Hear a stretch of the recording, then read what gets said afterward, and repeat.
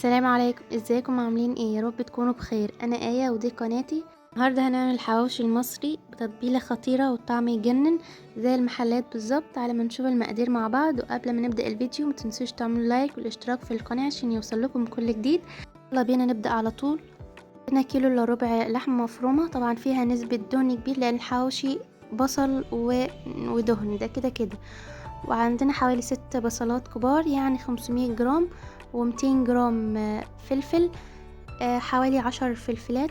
والتوابل هتبقى ملح وفلفل وكمون، توم بودرة، بصل بودرة، كاري وبابريكا، وبهارات الحواوشي واي بهارات انت عاوزاها.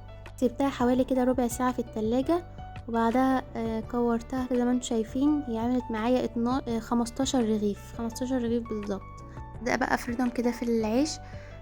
طبعا لو انت هتعمليه بعيش اسمر، وانت بتقولي بتاع الفرن يخليه يجيبلك عيش بتاع الحواوشي، لانه بيبقى اتخن شويه واحسن يعني من العيش اللي هو العادي ده.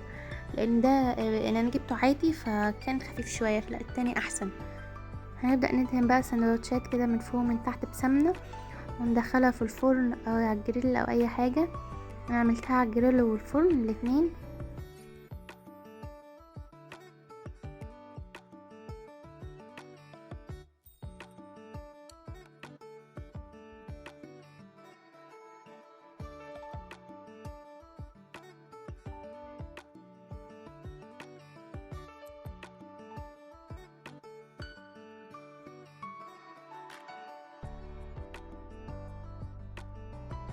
كده الحوش بتاعنا بقى جاهز.